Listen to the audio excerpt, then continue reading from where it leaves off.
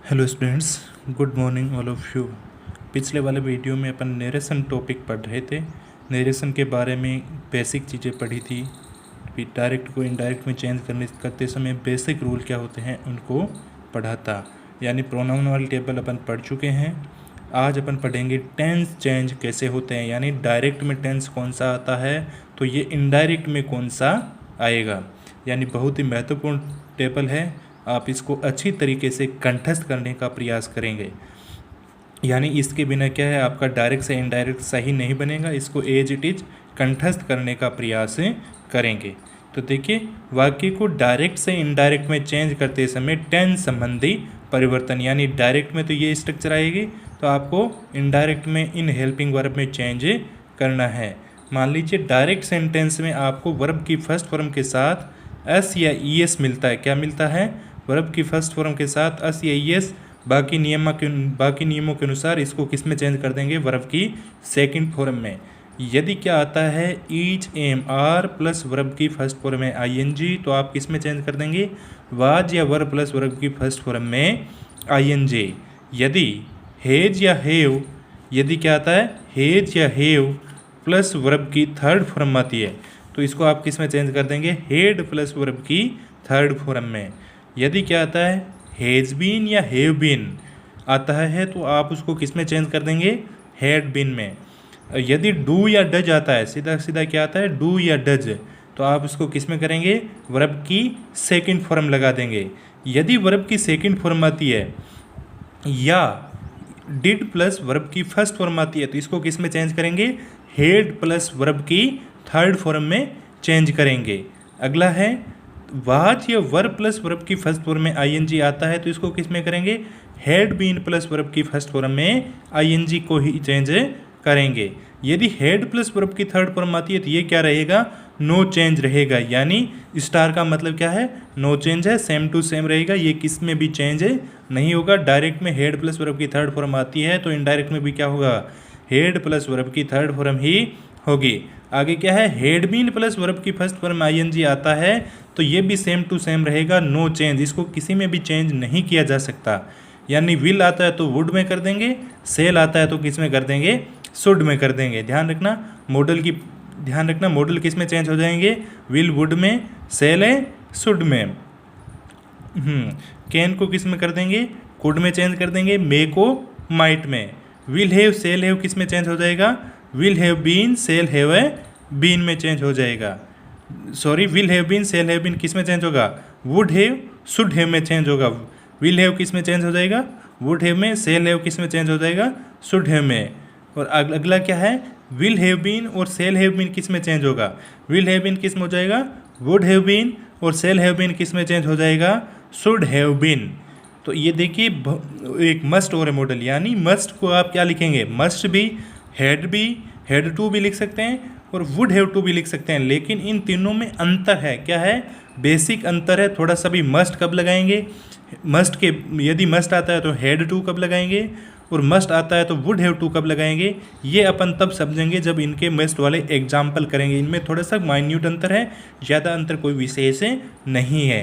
तो देखिए बच्चों, ये पूरी जो टेबल दे रखी है टेंस चेंज वाली, इसको आप एज इट इज कंठस्थ करने का प्रयास करेंगे। इसके बिना आपको डायरेक्ट से इनडायरेक्ट में चेंज करना आसान नहीं होगा, यानी आपको समझ में थोड़ा कठिन आएगा।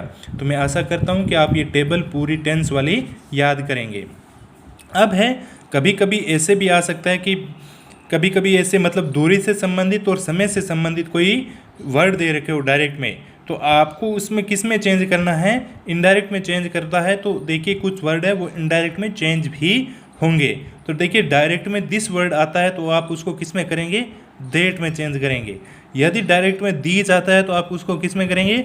दोज में। हियर आता है तो देर में। नाउ आता है तो देन में। एक बार दोबारा से देख लीजिए बच्चों, यदि कोई वर्ड डिस्टेंस और टाइम से संबंधित कोई भी वर्ड आता है डायरेक्ट में, तो आप ये वर्ड आते हैं तो आप इनको इनडायरेक्ट में जो वर्ड दे रखे हैं इनमें चेंज जरूर करेंगे, नहीं तो आपका सेंटेंस गलत माना जाएगा। तो दिस को किस में कर देंगे? देट में। दीज को दोज में। हियर को देर में। नाउ को देन में। अब आगे हैं और भी देखिए इनको। एगो को किस में चेंज कर देंगे? बिफोर में, टुडे को, दैट डे में, टू नाइट को, दैट नाइट में, टुमेरो यानी कल को किस में कर देंगे, the next day, yesterday, yesterday को किस में कर देंगे, द प्रीवियस डे में, लास्ट को किस में करेंगे, ओनली फॉर द प्रीवियस में, और नेक्स्ट को द फॉलोइंग में, थस को सो में, हेंस को देंस में। तो ये भी वर्ड हैं, इनको भी आप कंटेस्ट करेंगे तो आपके काम आएगा जब आप इसको सेंटेंस को डायरेक्ट से इनडायरेक्ट में चेंज करेंगे। अब एक थोड़ा सा इम्पोर्टेंट चीज़ है, बोल के तो शायद तक मैंने पहले वाले वीडियो में बता दी है, लेकिन एक नोट्स के रूप में आप यहाँ पर देख लेना। यदि रिपोर्टिंग वर्ब, यदि क्या है, रिपोर्टिंग वर्ब प्रेजेंट या फ्यूचर टेंस में हो, किस टेंस में हो, प्रेजेंट या फ्यूचर टेंस में हो, तो रिपोर्टेड स्पीच का टेंस चेंज नहीं होगा। तो ध्यान रखना बच्चों, रिपोर्टेड वर्ब किस में हो, प्रेजेंट या फ्यूचर में हो, तो रिपोर्टेड स्पीच का टेंस चेंज नहीं होगा। किंतु रिपोर्टेड स्पीच में जो भी प्रोनाउन होंगे और words of time and place होंगे, यानी समय एवं दूरी से संबंधित कोई भी चीज़ होगी, समय, दूरी और स्थान से संबंधित कोई भी चीज़ होगी, उसको आप क्या करेंगे, चेंज करेंगे। तो ध्यान रखना, इसमें केवल क्या है, रिपोर्टिंग वर्ब किस में हो, प्रेजेंट या फ्यूचर में हो, किस में हो, ध्यान रखना बच्चों, प्रेजेंट या फ्यूचर में हो, तो ये आप रिपोर्टेड स्पीच का टेंस नहीं चेंज करेंगे। किंतु प्रोनाउंस और words of time and place and distance संबंधी जो भी चीज़ होगी उसको क्या करेंगे, आप चेंज करेंगे। तो इसमें ये ध्यान रखना, अब नीचे स्टार लगा के और लिखा है, टेंस चेंज कब करेंगे, यदि रिपोर्टिंग वर्ब किस टेंस में हो, केवल और केवल पास्ट टेंस में हो, तो ही रिपोर्टेड स्पीच के टेंस चेंज और words, pronoun, words of time and place और डिस्टेंस संबंधी जो भी चीज़ें होगी वो चेंज होगी।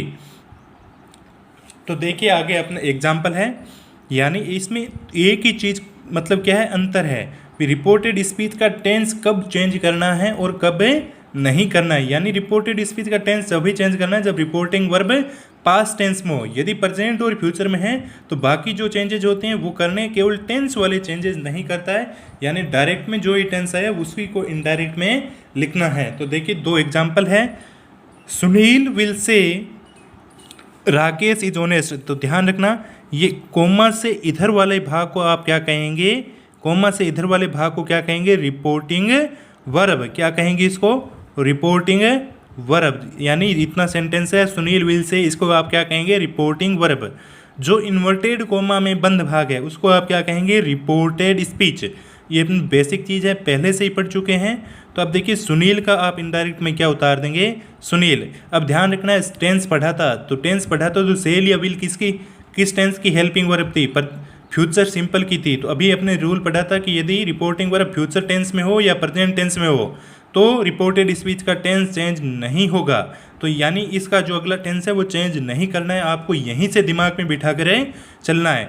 यानी रिपोर्टिंग वर्ब अपनी किस टेंस में आई है, फ्यूचर टेंस में आई है, तो इसीलिए क्या है, रिपोर्टेड स्पीच का टेंस चेंज नहीं होगा। तो विल का विल उतारा, से का से उतारा, विल का विल उतारा, से का से उतारा, और कंजक्शन क्या लगा देंगे, असर्टिव सेंटेंस है तो दैट, राकेश थर्ड पर्सन है तो नो चेंज रहेगा, राकेश का राकेश, और टेंस नो चेंज रहेगा। क्यों टेंस नो चेंज क्यों रहेगा, क्योंकि रिपोर्टिंग वर्ब हमारी किस टेंस में थी, फ्यूचर में थी, इसीलिए इज का इज लगा दिया, ऑनेस्ट का ऑनेस्ट, और इन्वर्टेड कोमा और ये कोमा, बाकी सारे चेंज नियमानुसार किए हैं। तो इसी प्रकार ये सेंटेंस बनाए डायरेक्ट से इनडायरेक्ट में।